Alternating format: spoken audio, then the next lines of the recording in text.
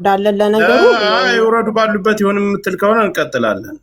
ማንም ዲስሪስፔክት የሚያደርግ የለም። ጸጥ ብለን እናዳምጣለን። ኒውትራል ስለሆነ ነው ከሱ ጋር ብቻ ያወራቸው። እኔ አሁን ከሁለታቸውም ጎን ቀናት እሷም ዛሬ የምታወጣው ላይቭ ልትገባ ትችላለች፣ እሱም ሊገባ ይችላል። ከሁለቱም የምንሰማው ነገር ስላለ እኔ መካከል ላይ ነው ያለው። ዛሬ ገብቶሃል የምልህ ነገር ጃኒንም ምግባባታለሁ፣ ጆን ዳንኤልንም ምግባባዋለሁ። አሁን ጆንም ያለው ነገር አለ በስፋት አብራርቶ ራሱ የሚናገራቸው ነገሮች ስላሉ እሷም እንደዛው አብራርታ የምትናገረው እሱ ላመጣው ነገር መልስ የምትሰጥበት ነገር ስላለ መካከል ላይ ነው እኔ አሁን ያለሁት።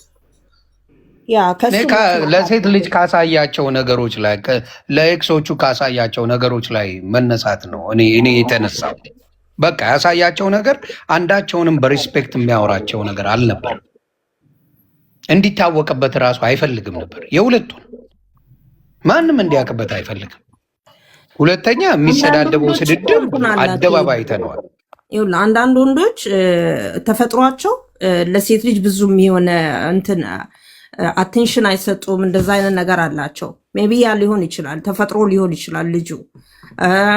ሴቶቹ ግን አምነውበት ያንን ነገር አብረውት እየኖሩ ነው።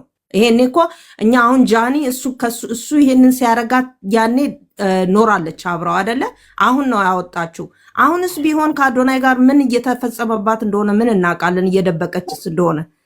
አይ ጃኒ ትልቅ ልጅ ነች፣ ባይዘወይ ከ18 ዓመት በላይ ነች። ያምስሽን በሷ ህይወት ያኔ ደበቀች። አሁን ከሱ ጋር ጆን ዳንኤልን የሚያረጋት ከሆነ ያኔ ሺ ዋዝ ፌመስ ላይክ ነው፣ ከሱ በላይ ፌመስ ነበረች።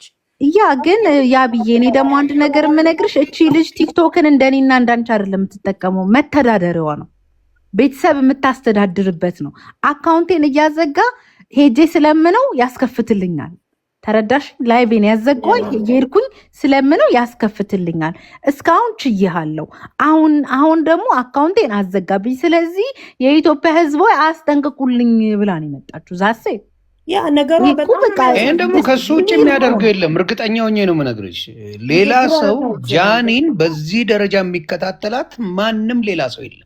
there is nobody none ማንም የለም። ጃኒን በዚህ ደረጃ እየተከታተለ የሚያሰቃይ ማን አለ? ማን ነው ከጃኒ ጋር ጸበኛ? ንገሩኝ እስቲ። ሶሻል ሚዲያ ላይ ማን ነው ጸበኛ ከጃኒ ጋር? በኃይለኛው የተጣላ ከጃኒ ጋር ማን ነው? ማንም የለም። ማንም ሰው አታመጭልኝም። ከማንም ጋር አልተጣላይ ቲክታክ ከዚህ ሰውዬ ውጪ ማንም የለም። ይሄ ሀቅ ነው፣ ይታወቃል። አንድ ሰው ብቻ ማዘጋት ይችላል ብለህ ታስባለህ? ግሩፖች አሉ። ምን ያደርጉ መሰለሽ? ያብዬ ያልገባሽ አንድ ነገር ልንገርሽ።